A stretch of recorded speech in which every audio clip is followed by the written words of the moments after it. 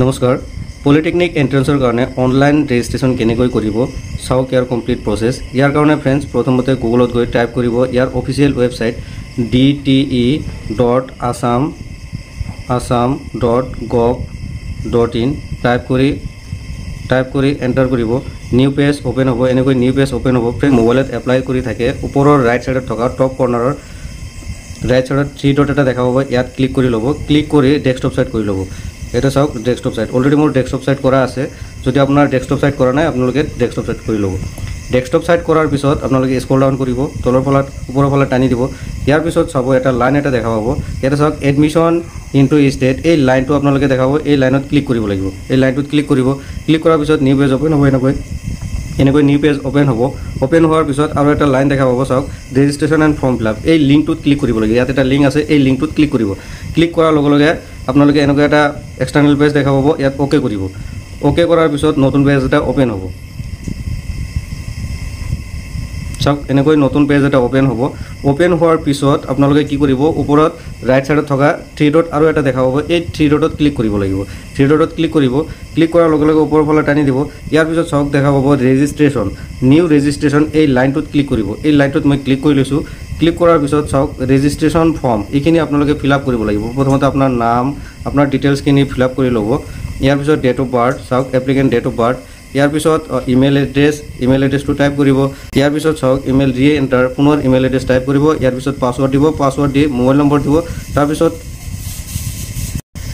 ইয়াৰ পিছত কেপচাৰটো টাইপ কৰি ল'ব ইয়াতে কেপচাৰ চাই ইয়াতেখিনি টাইপ কৰি ল'ব টাইপ কৰাৰ পিছত ৰেজিষ্টাৰ এই ৱৰ্ডটোত এই লাইনটোত ক্লিক কৰিব ক্লিক কৰাৰ পিছত আপোনাৰ এপ্লিকেশ্যনটো প্ৰাইমাৰী ৰেজিষ্টাৰ হৈ যাব ৰেজিষ্টাৰ লাইনটোত মই ক্লিক কৰিলোঁ ক্লিক কৰাৰ লগে লগে প্ৰাইমাৰী ৰেজিষ্টাৰ হৈ যাব চাওক ইয়াত ছাকচেছফুলি ৰেজিষ্টাৰ প্ৰাইমাৰী ৰেজিষ্ট্ৰেশ্যন হৈ গৈছে ইয়াৰ এপ্লিকেশ্যনৰ কাৰণে মোবাইলত এটা মেছেজ যাব ইয়াৰ পিছত আপোনাৰ মোবাইলত এটা OTP যাব সেই OTPটো ইয়াত টাইপ কৰিব লাগিব প্ৰথমতে OTPটো টাইপ কৰি ল'ব এতিয়া মই সাবমিট লাইনটোত ক্লিক কৰিম সাবমিট লাইনটোত ক্লিক কৰাৰ লগে লগে চাওক প্ৰাইমাৰী ৰেজিষ্ট্ৰেশ্যন হৈ গৈছে ইয়াতে চাওক ইউৰ একাউণ্ট ইয়াত চাওক account verify successfully registration number ইমান অৰ্থাৎ প্ৰাইমাৰী ৰেজিষ্টাৰ হৈ গৈছে এতিয়া কি কৰিম এই ৰেজিষ্ট্ৰেশ্যন নম্বৰ দি লগইন কৰিম তো লগইন কেনেকৈ কৰিব চাওক কপি কৰি লৈছোঁ লগইন কৰিব হ'লে পুনৰ আপুনি ওপৰৰ ৰাইট সাইডৰ এই থ্ৰী ডটত ক্লিক কৰিব ইয়াত চাওক থ্ৰী ডট এটা আছে এই থ্ৰী ডটত ক্লিক কৰিব মই ক্লিক কৰি লৈছোঁ ক্লিক কৰাৰ পিছত ইয়াতে চাওক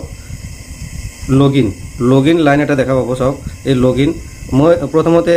নিউ ৰেজিষ্টাৰ লাইনটোত ৰেজিষ্টাৰ কৰি ল'লে ইয়াৰ পিছত লগইন কৰিব লগইন কৰাৰ পিছত বাকী আপোনালোকে বাকীখিনি ফিল আপ কৰিব লাগিব প্ৰথমতে লগইন কৰি ল'ম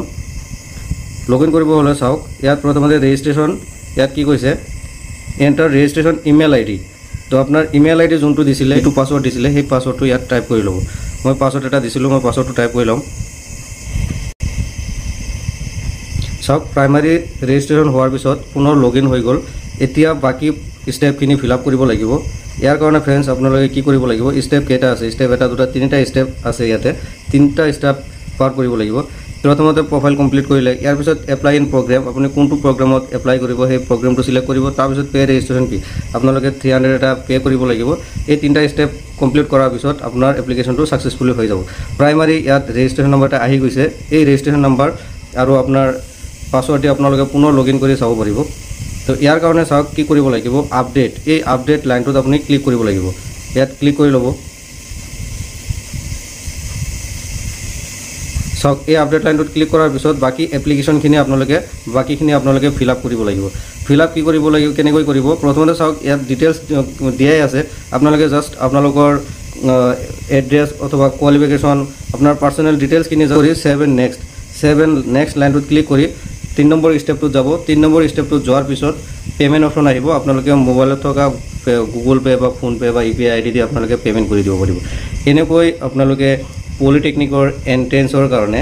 আপোনালোকে ৰেজিষ্ট্ৰেশ্যন মোবাইল বা অথবা কম্পিউটাৰৰ জৰিয়তে এপ্লাই কৰিব পাৰিব তো ফ্ৰেণ্ডছ ভিডিঅ'টি হেওলৈকে চাই থকাৰ বাবে আপোনালোক সকলোলৈকে ধন্যবাদ আগলৈ এনেধৰণৰ নতুন ভিডিঅ'ৰ আপডেটবিলাক দি থাকিম মোৰ চেনেলটো যদি এতিয়ালৈকে ছাবস্ক্ৰাইব কৰা নাই প্লিজ ছাবস্ক্ৰাইব কৰিব ধন্যবাদ Thanks for watching.